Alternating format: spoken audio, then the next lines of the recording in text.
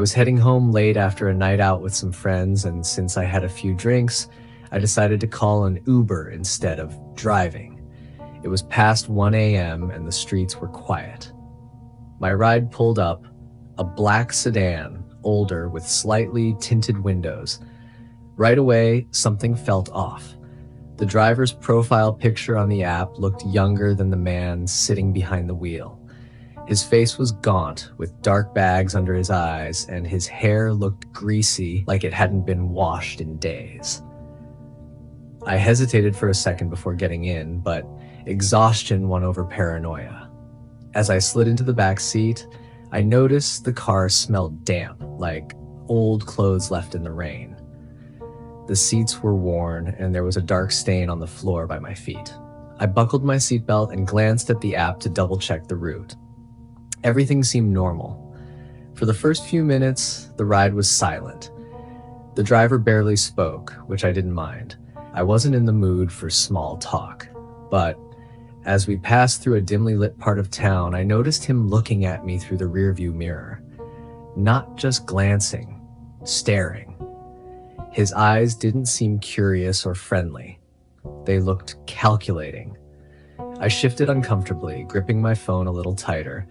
I told myself I was overthinking it, but then I noticed something strange. He missed the turn that would take us to the highway. I leaned forward slightly and said, "Hey, I think you missed the turn." No response. I repeated myself a little louder this time. He finally spoke, but his voice was slow and monotone.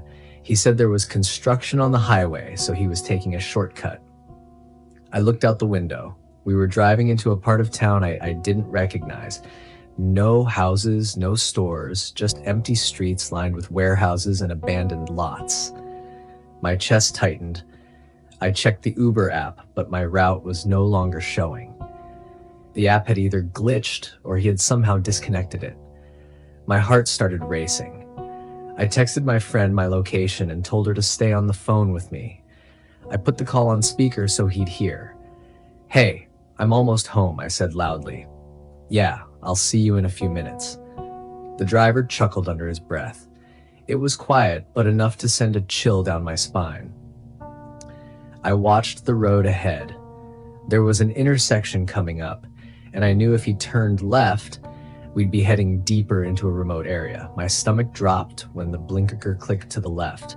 I felt trapped. If I didn't get out now, I might not get another chance. "Hey, I think I'm just gonna get out here," I said, trying to keep my voice steady. "You can stop." He didn't stop. My fingers curled around the door handle. The car was slowing slightly for the turn, but not enough to stop. "Stop the car," I said louder. Still nothing. I made a split-second decision. As soon as he took the turn, I yanked on the door handle, kicked it open, and threw myself out onto the pavement. My shoulder hit hard, pain exploding through my arm, but I didn't stop. I scrambled to my feet and ran. Behind me, I heard the car screech to a halt. The driver didn't get out. Instead, he just sat there, engine idling. I ran toward the nearest lit street, my breath ragged, my heart pounding so hard it felt like it would burst. I made it to a gas station and rushed inside, telling the clerk to call the cops. When they arrived, I showed them the Uber details. But here's the thing. The license plate didn't match any registered Uber driver. The account had been fake. And the scariest part? The police told me I wasn't the first person to report a similar incident in the past month.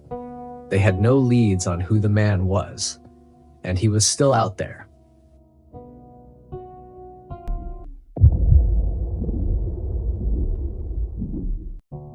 I booked an Uber after a long night out with my friends. It was past 2 in the morning and the streets were quiet.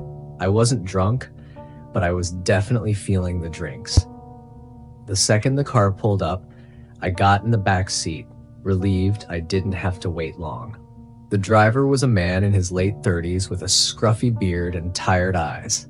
As I buckled my seatbelt, he turned around, smiling a little too wide.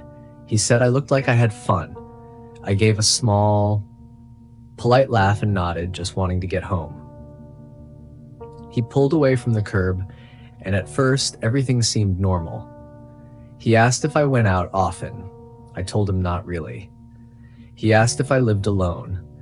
My stomach twisted a little, but I lied and said I lived with my boyfriend. He hummed, his fingers tapping on the steering wheel. He said I was too pretty to be taking Ubers alone at night. I just forced another laugh, pretending I didn't hear him. I looked at my phone, pretending to text someone, hoping he'd get the hint and stop talking. The drive continued in silence for a few minutes, but something about the way he kept glancing at me in the rearview mirror made my skin crawl. Then, he said he was hungry and asked if I wanted to stop somewhere and grab food with him, said it would be on him. I shook my head quickly, telling him I just wanted to go home. His smile faltered for a second before he let out a chuckle. He said I was acting like he was some kind of creep, that he was just trying to be nice. I forced a smile and told him I was just tired. My fingers hovered over my phone screen, debating if I should text someone to stay on the phone with me. A few more minutes passed, and I started feeling a little uneasy about where we were. The roads looked unfamiliar. I opened the Uber app and saw he had taken a different route than the one listed. My chest tightened. I asked him why we weren't going the usual way. He said the route Uber gave was longer and that he knew a shortcut. I looked at the app again. The estimated time of arrival had increased. I told him I'd rather he follow the route on the app, but he didn't respond. Instead, he asked if I had a boyfriend. I reminded him that I did, and he laughed under his breath, like he didn't believe me. Then he asked if my boyfriend would get mad if I let him come inside for a drink. He said he could cancel the ride and take me home for free if I invited him up. My stomach dropped. I told him no, firmly this time. He sighed and muttered something under his breath. His grip on the steering wheel tightened. I stared at my phone, trying to think of what to do. I clicked the share ride button and sent my location to my friend. Then I pulled up the emergency button on the app, my thumb hovering over it. Then, suddenly, he pulled into a dark, empty parking lot. My heart was pounding so hard I could barely hear myself think. He put the car in park and turned to face me. He said he just needed to check something in the back. I didn't respond. I was too busy trying to yank the door handle, but it wouldn't open. Child locks. I tried to keep my face neutral, not wanting to set him off. He stepped out of the car and walked around the back. I went into panic mode. My hands were shaking as I scrambled to unlock my phone and call someone. Just as I pressed my friend's number, a pair of headlights flashed across the lot. Another car had pulled in, stopping a few feet away. The driver outside my door hesitated. He stood frozen for a second before quickly getting back in and speeding off without saying a word. I sat there, still shaking, as I watched his taillights disappear. The other car parked a few spots away, and a man stepped out, looking confused. He asked if I was okay. I nodded quickly and got out of the car. I immediately called the police and reported everything. When I tried to check my Uber app for his profile, it was gone. The trip had disappeared from my history. I contacted Uber support, and they said they'd look into it. The next morning, they got back to me with an update. The driver had deactivated his account,